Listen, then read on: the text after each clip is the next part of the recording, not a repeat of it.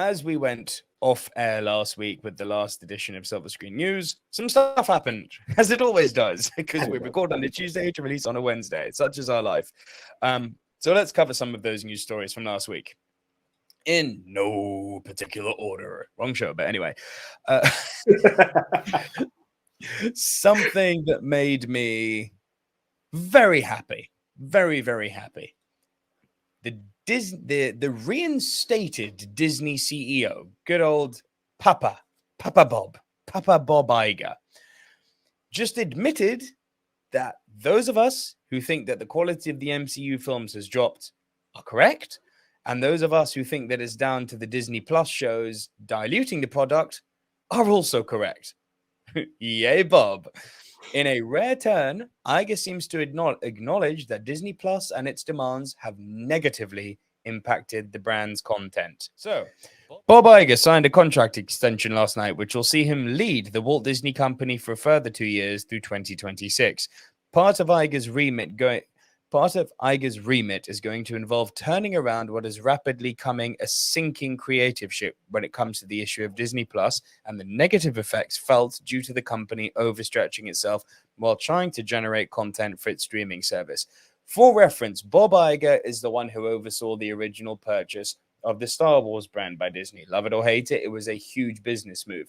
Bob Iger is the one who pushed for Pixar to be Oscar-worthy movies. Bob Iger is the one who oversaw the first 3 phases of the Marvel Cinematic Universe and then promptly retired onto an island with a lot of money. And that clown Bob Chapek took his place and has run it into the ground. Back to the story. Speaking to CNBC on Thursday, Iger admitted that the company would be slowing down, good, when it comes to making movies and TV series for its Marvel Studios and Lucasfilm franchises, coming at a time when the company seeks to cut costs when a wide slate of releases have massively underperformed at the worldwide box office. Good! Every Disney-backed film released this year has had disappointing returns in their opening weekends, and all with absolutely gargantuan budgets. Marvel films in particular have disappointed, going back into last year as well. Ant-Man and the Wasp: Quantumania, the 31st film in the Marvel Cinematic Universe, saw the sharpest decline in ticket sales from weekend 1 to weekend 2 in franchise history. The film was also the second lowest reviewed film in the MCU. Among chief criticisms of the film were the visual effects, which appeared to be lower quality than those seen in the franchise previously. For a film set in an entirely fictitious setting, the quantum realm, this was particularly jarring. Reports had indicated that VFX staff had been split between the project and Black Panther: Wakanda Forever, with Black Panther due for release earlier. Priority was given to finishing that film CGI ahead of Quantumania by then MCU executive Victoria Alonso. According to the report, Alonso, in her role as president of physical and post-production, visual effects, and animation production, was responsible for overseeing visual effects. However, due to the strain caused by the pandemic, her department faced significant resource constraints. Furthermore, with the surge of Marvel productions for both cinema and television, the output was subjected to criticism for failing to meet Marvel's customary standards. The follow-up to that film, Guardians of the Galaxy Volume 3, performed much better critically and financially, garnering over $800 million worldwide from a $250 million budget, with praise going to the effects as well as the highly emotive story, which had been written years in advance. So again, most likely under Bob Iger, and not shoehorned into the multiverse saga narrative pushed by Marvel. Too many projects, too few workers. Prior to the pandemic, Marvel Studio released 23 feature films in cinemas over a period of 11 years before branching out into television. Television series produced by Marvel Studios carry similar budgets to feature films. Since the release of Disney Plus in 2020, 9 films and 9 television series have been produced. AJ, let me say that again.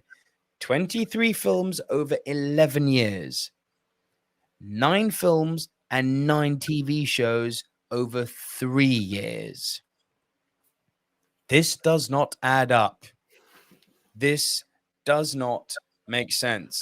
AJ, I have said for the longest time, Disney, and you've heard me say it as my first in line of support, you've heard me say for the longest time, Disney Plus puts out mediocre products and it is being a burden to the MCU. People have disagreed. Big Papa Iger is preaching the same wind as me. Where do you stand on all of this? Look, I've always said the prediction was after Endgame, I don't know who's going to care. And the problem is if you keep churning out stuff that isn't of an Endgame quality, you're going to have you had a hard enough challenge anyway.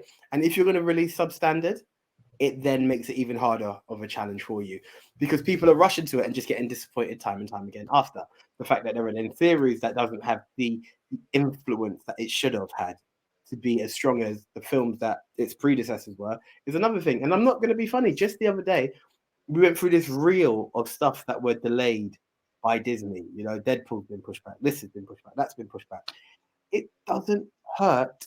You can't rush perfection. If tomorrow I was going to cook you a gourmet meal and I took the chicken out while it was still pink, you're going to say to me, I'm not going to eat that. Do the same with movies. Appreciate what it is. We had to wait for many things along the way. Between Infinity War and Endgame was films that we didn't want. We're like, can we just get to the Endgame? Like, I don't care about Ant-Man 2. Let it savor. Let it simmer. Do what you need to do. And it's the same here. Yes, you want to knock out everything. Knock it all back. People will wait and you will get a better review and comeback from it if you give the people what they want by giving them quality. Don't just knock it out because it's Marvel geeks and they'll take anything Marvel. Yeah, we did, and we got very frustrated with it. And that's the case. It's pretty simple. Take time, give quality, get the feedback you deserve. Finally, the Bob has come back to Disney. And it is a wonderful day that Bob Iger was back and that Bob Chapek was dismissed. It is wonderful that Bob Iger has the humility to recognize that what has happened at Marvel, not under his watch, I repeat, but has the humility and foresight to realize that what has happened under Marvel over the course of the last 3 years is, by Marvel standards, an absolute disaster. Law of diminishing returns, dilution of product, too many properties being put out, 9 films and 9 television shows in a period of 3 years is insanity and was always going to create a reduction in quality, with the odd exception here and there, such as Guardians of the Galaxy Volume 3. And he's called it, and he's pulling the plug on all of these TV shows and movies being produced in such large numbers, which will hopefully, because he's a man who believes in giving power to creatives, give the brilliant people like Kevin Feige a chance to right the ship and a chance to be like, okay, cool, I've got less that I need to worry about now. I can narrow down and focus on a wider story again. This is nothing but good news. Long may Bob Iger's return be fruitful, and long may he be saying intelligent things like this, unlike Bob Chapek, who thought that we should make more Disney Plus shows just because more is better, and we should reduce the number of movies we're putting in cinema and do things like put Pixar straight to streaming, which has done great for that brand, hasn't it? Knob. Anything you want to add, AJ? No, I mean, it's pretty much that. It's just take time. Essentially, series are more than a film when it comes to breakdown. You had 23 films over 12 years, 18 products within 3 years. You can see the balance ain't right.